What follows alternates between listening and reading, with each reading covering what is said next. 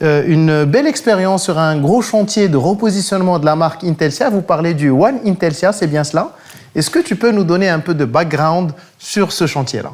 En 2012 déjà, on était à peu près 2000 personnes. On était sur 2 pays, en France et au Maroc. Et il y avait déjà une vision de faire d'Intelsia un acteur régional leader sur la relation client, sur le marché francophone. Donc il a fallu travailler sur la marque. Et donc déjà, Intelsia, ce qu'il faut savoir, c'est que c'est une entreprise qui a été créée, mais qui s'est développée aussi en organique grâce à la confiance des clients, mais aussi en intégrant d'autres entreprises, en France, au Maroc. Par acquisition, exactement. Et donc, quand vous avez plusieurs acquisitions, vous avez forcément c'est d'abord des personnes, c'est au-delà de l'entité juridique, de la finance, etc., qu'on intègre et des process, ce sont des personnes, et des personnes qui viennent avec leur propre identité et l'identité qu'ils ont vécue au sein des entreprises où ils étaient auparavant. Tout à fait. Et donc, il a fallu faire tout ce travail de construction de la marque pour accompagner les premières années de développement de l'entreprise, de 2012 jusqu'en 2018. Et puis, d'un acteur régional leader sur le marché francophone, Intelsia a voulu se positionner comme un acteur global mondial. Et donc, qui dit acteur global mondial, c'est de nouvelles géographies, c'est de nouvelles langues, c'est de nouveaux métiers. Et très tôt, la vision d'Intelsia était de se dire, est-ce qu'on a envie de créer des additions d'entreprises? Donc, à chaque fois que je rachète une entreprise, je la mets dans cette case, et puis j'en achète une autre, et je continue à faire croître l'ancienne, etc. Et ça me fait des additions d'entreprises, où j'ai vraiment envie de créer quelque chose une vraie aventure commune. Et donc, une promesse d'expérience, souvent on parle d'une marque comme étant une promesse d'expérience unique, que ce soit pour le collaborateur ou le client. Ou pour les clients. Effectivement. Et donc, le choix a été fait très tôt de se dire, on a envie de construire une seule aventure, et qui est en fait ce One Intelsia. Et qui dit One Intelsia, c'est évidemment, ça passe par des process qui sont communs, par une organisation, etc. Mais j'ai envie de dire, un peu comme l'être humain, il y a la carcasse, il y a la manière de fonctionner, et puis il y a le cœur, il y a l'âme. Et la marque, c'est un peu l'âme et le cœur d'une entreprise. Et finalement, ce qui crée du lien entre les gens, c'est ce socle commun, c'est cette identité commune, c'est la culture d'entreprise. Et c'est pour ça qu'en 2018 et 2019, on a travaillé sur le repositionnement de la marque pour avoir une identité qui va parler aux personnes qui étaient au Maroc, en France, en Afrique subsaharienne, au Portugal, et ensuite aux géographies où on voulait s'installer plus tard, en Espagne, aux États-Unis, etc. Et donc c'est de là qu'est né ce chantier de culture, de marque et de culture de marque, pour pouvoir concrétiser le One Intelsia. Et le One Intelsia, c'est d'avoir, j'ai envie de dire, ce qui est le plus fort finalement, c'est des valeurs qui sont communes et une culture qui sont communes, un référentiel qui soit commun. Comment vous vous y êtes pris en termes de mobilisation des acteurs internes d'abord, surtout qu'on est dans un métier où l'humain est au cœur finalement de votre activité, c'est bien cela, Nadia, et les liens avec la posture, les valeurs dont tu parlais, les valeurs de marque, mais également les valeurs en interne, j'imagine les modèles de leadership et ainsi de suite. Comment tout cela s'est articulé, Nadia?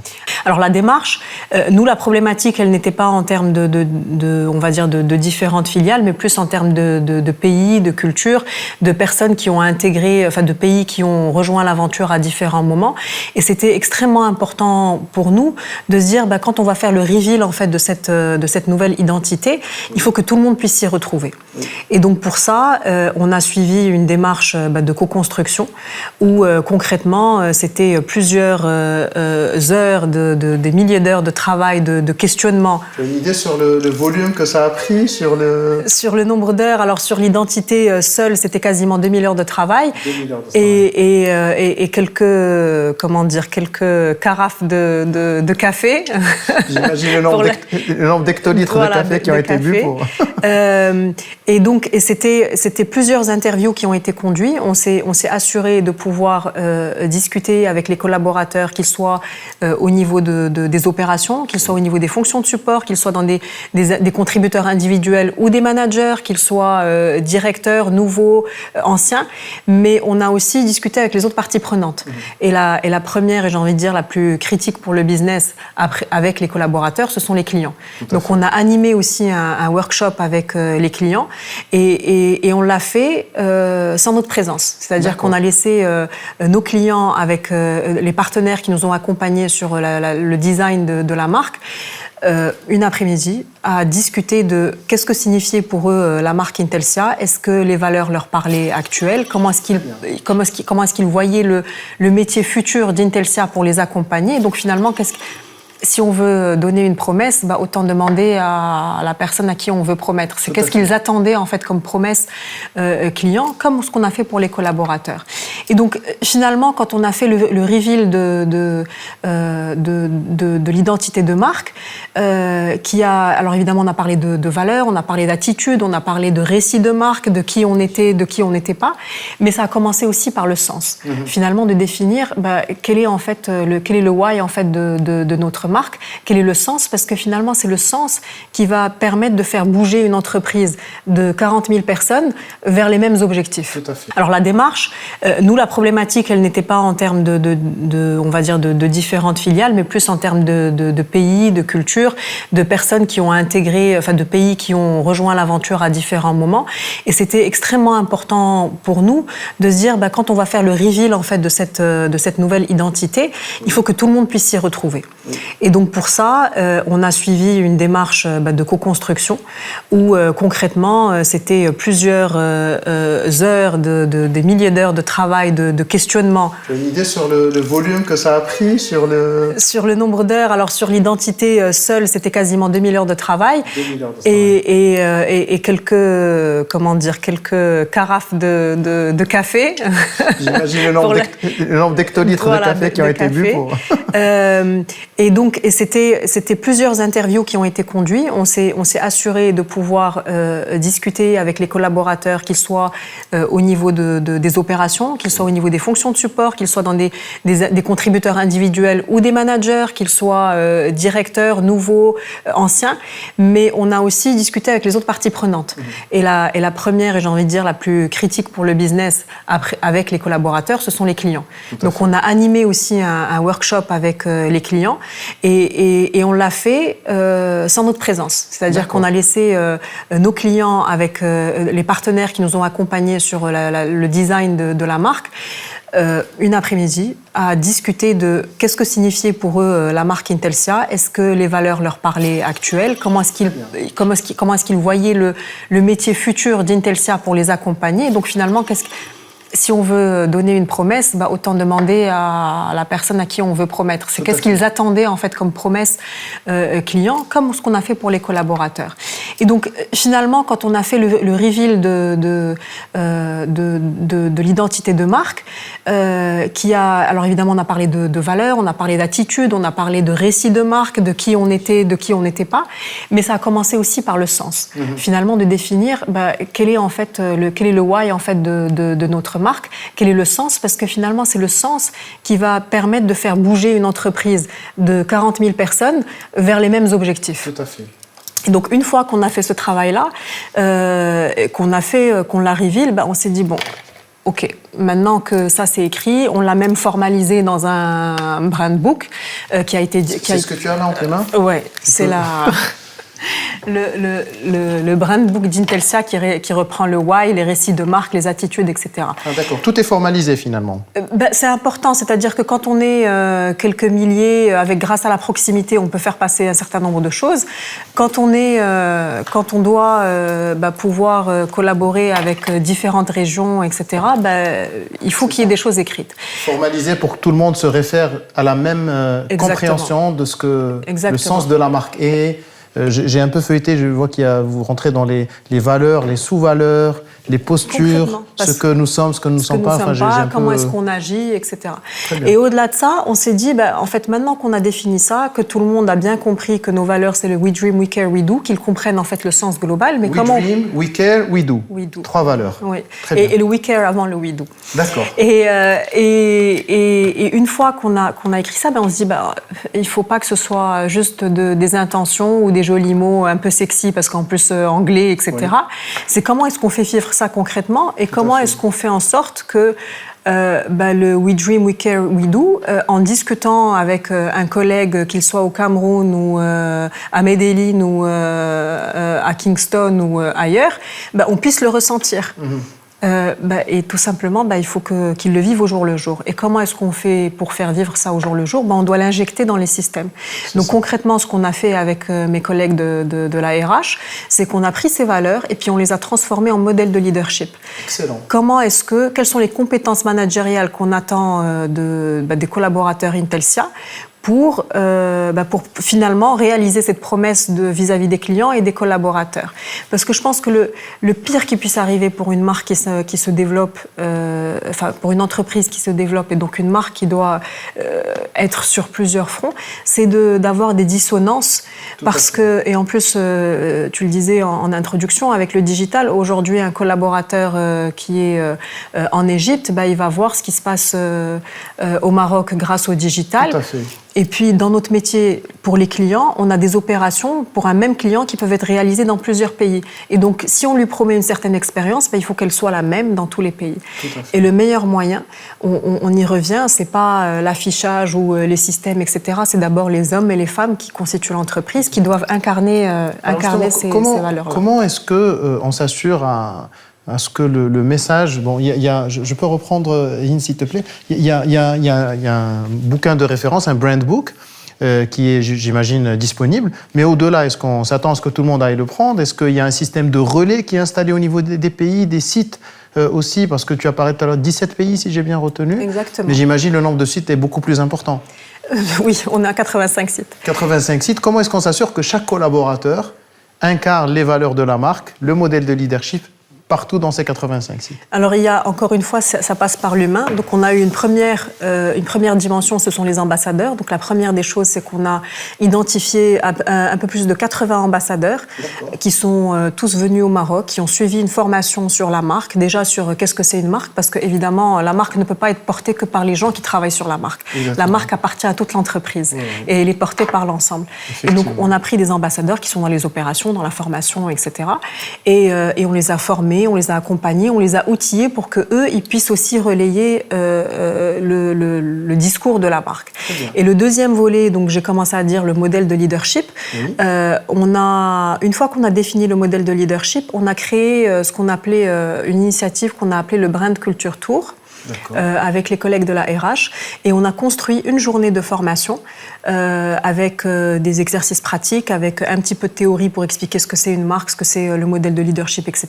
Mais beaucoup d'exercices pratiques pour que tous les managers d'Intelsia puissent passer par cette formation-là. Et donc, à date, on a 4500 managers qui ont suivi cette formation, à peu près 300 workshops.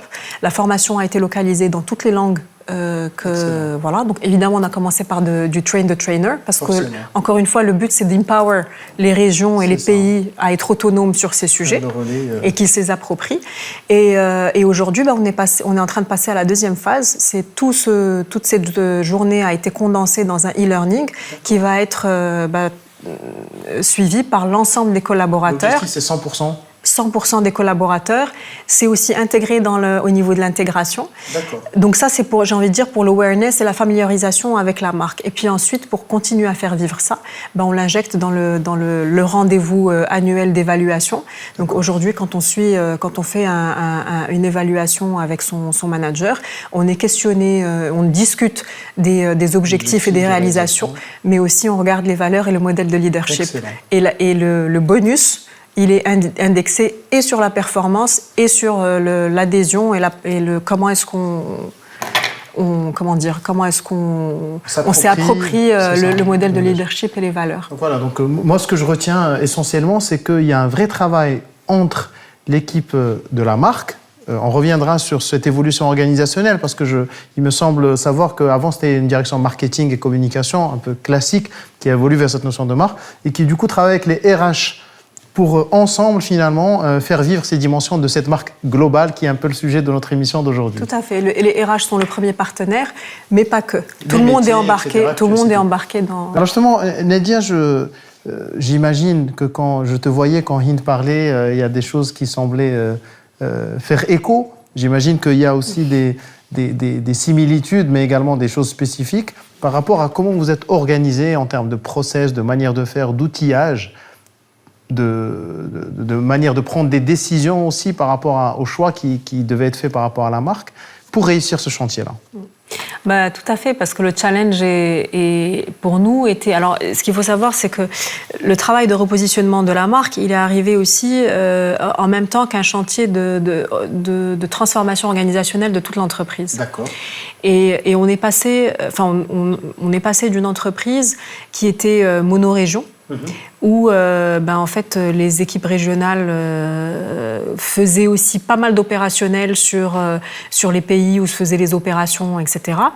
Mais ça fonctionnait plutôt bien parce qu'on était une seule région France avec quelques pays au Maroc, en France, en Afrique subsaharienne et dans l'océan Indien. Mais pour une clientèle qui est le marché français essentiellement. Et puis on est passé au marché portugais, marché espagnol et LATAM et les US. D'accord. Et donc clairement, on ne peut pas piloter les choses de la même manière. Et donc l'organisation a évolué pour se dire aujourd'hui, on a besoin de fonctions corporate qui vont s'assurer de la cohérence, des guidelines, d'apporter le support, etc. Mais Hind a dit un mot qui pour moi est critique, c'est la proximité. On ne peut pas, je veux dire, faire des campagnes de recrutement qui sont pertinentes pour la Colombie à partir du Maroc. On ne peut pas gérer des clients aux US à partir du Maroc. Il faut de la proximité, à minima, pour être pertinent dans ce qu'on fait. Le choix du contenu du message, la pertinence des canaux aussi qui vont être utilisés. Et puis on est dans un métier de relation, et donc il faut de la proximité. Et en plus, avec la taille, je veux dire, à moins de cloner les dirigeants et de cloner les équipes, etc., on ne peut pas s'en sortir. Donc le seul moyen, c'est d'avoir une organisation où il y a des équipes qui vont s'assurer de garder cette cohérence pour le fameux One Intelsia, mais avoir des régions qui sont complètement empowered, donc qui ont j'aime pas le mot décentralisation, parce que c'est pas la décentralisation, c'est vraiment donner les moyens pour que les régions... Alors justement, par rapport à ce que tu dis, Nadia, j'ai envie de t'interpeller par rapport à la marque. Comment est-ce qu'on s'assure de l'intégrité de la marque en allant vers la proximité et en s'assurant que finalement, tu me permets de l'exprimer tel que je le pense, mais chacun ne fait pas ce dont il a envie dans son coin. Sûr. Comment est-ce que tout cela reste cohérent ? Oui, et tu as complètement raison, parce qu'il y a une dimension qui paraît peut-être un peu subjective sur la marque. On a l'impression, parce qu'on a une idée sympa, etc., je peux changer et c'est pas grave, bon, c'est une idée sympa.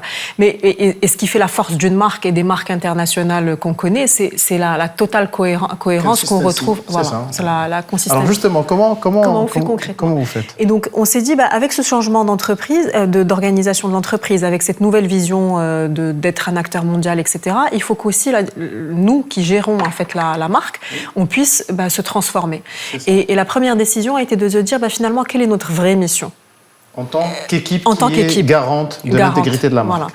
Et donc on s'est dit on continue évidemment à faire de la communication, bien sûr. mais on va aller on va plutôt se dire, en fait, notre vraie mission, c'est de faire continuer à faire vivre cette marque. D'accord. Et à travailler parce que finalement, nous, qu'est-ce qui est important pour réussir dans notre business, c'est de réussir à engager nos collaborateurs, à nous engager vis-à-vis des collaborateurs et vis-à-vis des clients, et à engager nos collaborateurs vis-à-vis de nos clients, et à nous engager vis-à-vis, finalement, des communautés, de l'environnement, etc. Et donc c'est pour ça qu'on a la première décision a été de se dire il faut qu'on évolue de la communication vers quelque chose qu'on a défini par la suite comme étant marque et engagement. Maintenant concrètement comment on fait ? Et donc là aussi rebelote, on s'est dit c'est quelque chose qu'on va réfléchir avec l'ensemble des pays. Donc on a lancé un chantier qu'on a appelé Brand Governance avec plusieurs streams. Donc un stream qui est lié déjà à l'organisation. Quelle est l'organisation idoine de cette équipe marque et engagement et quelles sont les missions qu'elle doit avoir, quels sont les process qu'on doit mettre en place, quels sont les outils de pilotage qu'on doit mettre en place. Et déjà, pardon, je l'ai oublié, mais la première des choses, il fallait qu'on définisse comment est-ce qu'on voulait en fait que cette marque elle soit gérée. Est-ce qu'on voulait rester dans un modèle où la marque elle est complètement sacrée et personne n'a le droit de faire quoi que ce soit avec cette marque à part l'équipe marque et engagement. C'est ça.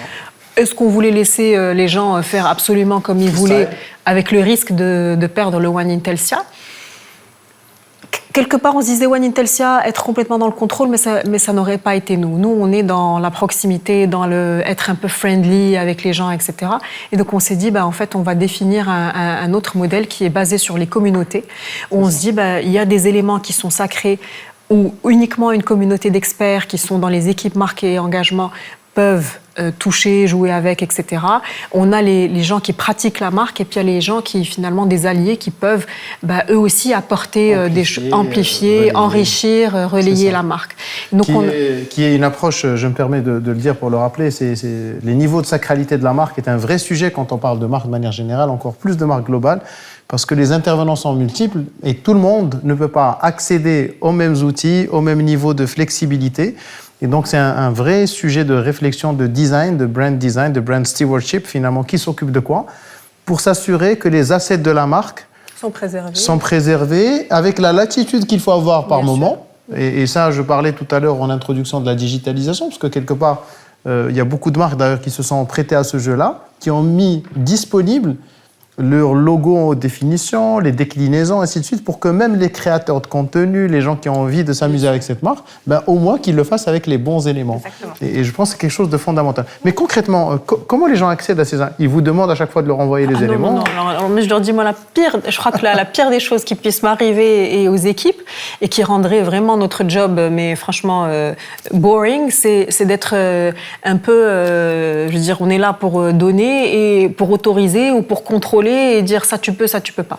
Donc forcément il faut designer le process. Donc on a fait quasiment 19 workshops de design pour ce chantier de brand community, pour les outils, pour l'organisation, etc. Et après il faut mettre en place des outils de manière concrète. Donc on a un brand center dans lequel il y a tous les éléments dont tu viens parler. C'est une plateforme électronique. Tout le monde y a accès. Tout le monde y a accès, dans laquelle il y a les logos, les outils, les présentations, les machins, etc. On a aussi dernièrement travaillé sur une plateforme avec notre partenaire qui nous accompagne sur la marque depuis le début. Une plateforme où, parce qu'aujourd'hui, franchement, est-ce que pour créer une affiche, je veux dire, ma fille maintenant elle a 16 ans, 14 ans, mais je pense que même une fille de 5 ans peut créer une affiche si elle a garçon de 5 ans. Excuse-moi, mais bon, voilà, écoute, c'est là. On nous reproche des fois d'être dans l'excès du genre. Non, je le fais pour taquiner, j'en profite pour faire un petit coucou à mes enfants, ma fille et mes garçons. Voilà. Moi, j'ai un peu de tout. Une fille et un garçon peuvent s'amuser à créer des affiches, etc. Pour s'assurer qu'ils puissent le faire en toute, j'ai envie de dire, en prenant l'initiative, parce qu'il ne faut pas qu'ils aient à chaque fois peur que quelqu'un leur tombe dessus, et qu'ils aient envie de le faire. Aujourd'hui, on a mis un outil où on a stocké toutes les initiatives, où on a mis les règles, on a mis, aussi un système de validation quand c'était des créations un workflow. Je peux proposer quelque chose et il y a un process. Voilà, quand ça devient un niveau de complexité où on va dire le risque sur l'image peut être important, ça passe par un workflow de validation. Et en fait, franchement, c'est génial parce qu'en parallèle, on a lancé un programme d'ambassadeurs externes sur LinkedIn. Et puis, on a commencé par les accompagner au début en les aidant à créer du contenu avant qu'ils se l'approprient. Et aujourd'hui, ils sont complètement autonomes parce que le but, c'est, comme tu le disais tout à l'heure, c'est vraiment de les laisser en fait dire ce qu'ils pensent réellement et vraiment, mais en même temps en ayant les outils, les outils qu'il faut. Donc un vrai chantier, brand stewardship, brand governance, qui définit les niveaux de sacralité de la marque et tout cela porté par une plateforme, le Brand Center, c'est ça, où tout le monde y a accès, j'imagine, pas que les équipes qui dépendent de ton périmètre, non. Vraiment tout collaborateur, les RH, les formations, les métiers, etc. et tous les pays. Et encore une fois, bon, la complexité pour nous, c'était vraiment de réfléchir à quelque chose qui va servir tous les métiers, etc. C'est pour ça qu'on l'a construit avec eux et avec les régions, et donc le faire en multilingue, etc. Sur les chiffres pour Intelsat, vous avez une idée sur le nombre de collaborateurs? Non, je ne l'ai pas comme ça de tête, mais tu sais, je voulais juste rebondir sur un point parce qu'on a beaucoup parlé de collaborateurs, mais on n'a pas parlé je me permets, des clients. Quand on a fait ce switch, comment est-ce qu'on l'a adressé vis-à-vis du client? Oui, et quand Hind disait, voilà, comment est-ce qu'ils ont commencé à répondre, etc., sur les réseaux sociaux, moi je sais que une des plus grandes fiertés qu'on a eues, c'est quand des clients à nous ont commencé à utiliser nos hashtags et nos valeurs. Et donc ça veut dire qu'on a réussi à expliquer en fait notre projet, qu'on était finalement dans le vrai, puisqu'ils se sont sentis concernés et la possibilité et l'envie d'utiliser le hashtag d'Intelsia et de parler des valeurs d'Intelsia. Et c'est vrai que ça a été aussi expliquer ce projet-là et le partager avec les clients est important. C'est-à-dire parce que là, finalement, là, il y a une relation. On est dans du B2B. On a les clients. On sait qui ils sont nommément. Et donc finalement, at the end of the day, ce ne sont que des relations. Et on ne peut pas. Relations humaines. Moi, j'aime bien relations humaines. On est dans le age-to-age, fondamentalement, human-to-human, à tout moment. Et on ne peut pas les exclure de cette aventure-là. Et donc, c'est pour ça qu'on les a mis en amont dans l'échange, mais aussi au moment du reveal, expliquer le projet et les embarquer dedans. Alors, Nedia, je me permets de te demander ça, c'est un débat très riche. Je vous remercie toutes les deux, mesdames, pour votre générosité, pour le partage. Mais je vais quand même te demander un mot de la fin. C'est quoi les grands challenges que tu as aujourd'hui par rapport à cette problématique, ou en tout cas cette ambition de continuer à construire cette marque globale avec ses différentes dimensions? C'est quoi le principal challenge que tu adresses? Le principal challenge, c'est que avec le développement qu'on connaît, et c'est une chance et une grande fierté, c'est vraiment comment préserver l'ADN, l'âme et la culture, l'âme de la marque. Parce que moi j'aime bien le concept de brand culture. Exactement, parce que ce ne sont pas les signes extérieurs qui sont... Ils sont importants, parce que c'est un élément de reconnaissance, etc. Mais c'est vraiment l'ADN qui est importante. Moi, ce que je dis souvent aux équipes, je leur dis, moi, en fait, le rêve, c'est qu'en discutant avec quelqu'un, on se dit, ah mais ouais, toi tu bosses pour Intelsia. Parce que tu le vois dans son attitude, dans la manière avec laquelle il va interagir, la manière avec laquelle il va être bienveillant avec ses collègues, la manière avec laquelle il va se rendre, avec laquelle il est engagé vis-à-vis de ses clients. Et pour moi, c'est ça en même temps le challenge, mais ce qui fait que je suis passionnée de ce que je fais, quoi, et que je me dis j'ai encore du boulot, quoi. Super.